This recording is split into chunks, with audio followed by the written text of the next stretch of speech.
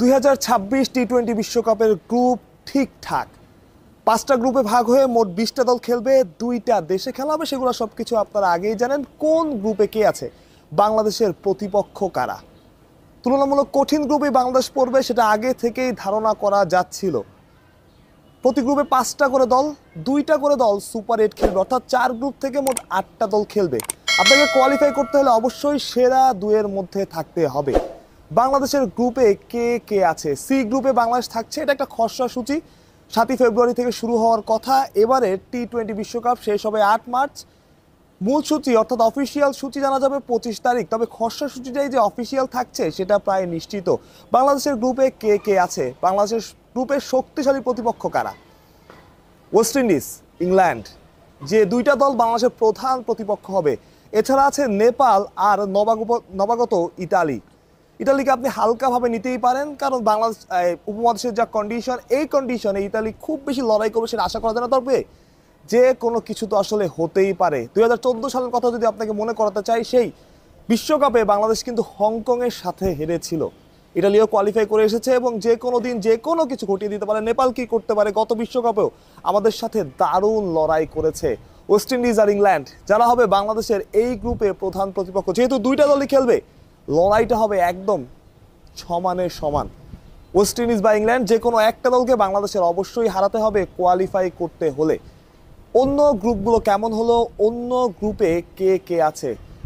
Group of death বলতে পারেন আপনি ডি গ্রুপকে, যে গ্রুপে নিউজিল্যান্ড, আফগানিস্তানের মতো দল আছে এবং সাউথ আফ্রিকাও একই গ্রুপে।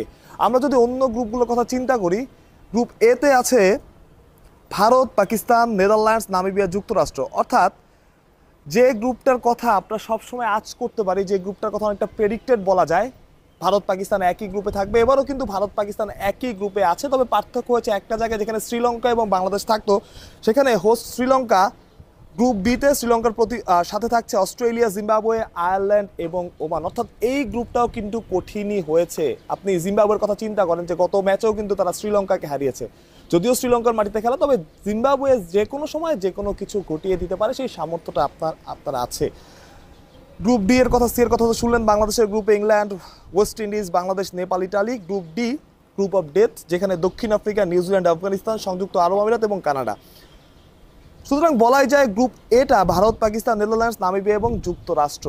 এটাই হচ্ছে সবচাইতে সহজ গ্রুপ এবং যেটা সবসময় করা হয়ে থাকে। সবচাইতে সহজ গ্রুপেই ভারত, পাকিস্তান থাকে। কিন্তু পাকিস্তানের জন্য অশনি সংকেত, গতবার কিন্তু তারা যুক্তরাষ্ট্রের সাথে হেরে কোয়ালিফাই করতে পারে নাই। সুতরাং এবারও কিন্তু সেই চাপটা থাকছে। যদিও উপমহাদেশে খেলা পাকিস্তান অনেক এগিয়ে থাকবে, অনেক এগিয়ে থাকা দল, গতবারও পাকিস্তান এগিয়ে ছিল, কিন্তু শেষমেশ কিন্তু যুক্তরাষ্ট্র কোয়ালিফাই করে যায়, পাকিস্তান কোয়ালিফাই করতে পারে নাই। ইন্ডিয়া শক্তিশালী, সেটা নিয়ে কোনো সন্দেহ নাই। আপনারা আপনাদের মতামত জানাতে পারেন গ্রুপটা কেমন হলো। বাংলাদেশের প্রধান প্রতিপক্ষ যেমনটা বলছিলাম হবে ইংল্যান্ড এবং ওয়েস্ট ইন্ডিজ। তবে নেপাল এবং ইতালিকেও হালকাভাবে নিলে হয়তো ভুল করবে বাংলাদেশ, সেটা হয়তো বাংলাদেশ দল করবে না। 2টা দেশের খেলা হবে এবং বাংলাদেশের বেশিরভাগ খেলা হতে পারে শ্রীলঙ্কাতে।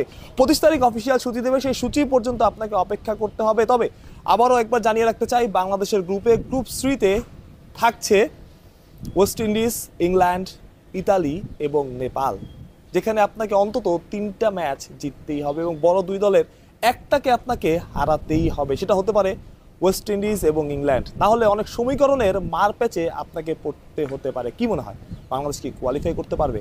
অফিসিয়াল সূচি আসবে 25 তারিখ, তবে সেই সূচিতে খসড়া সূচিটাই থাকবে বলে আশা করা যায়।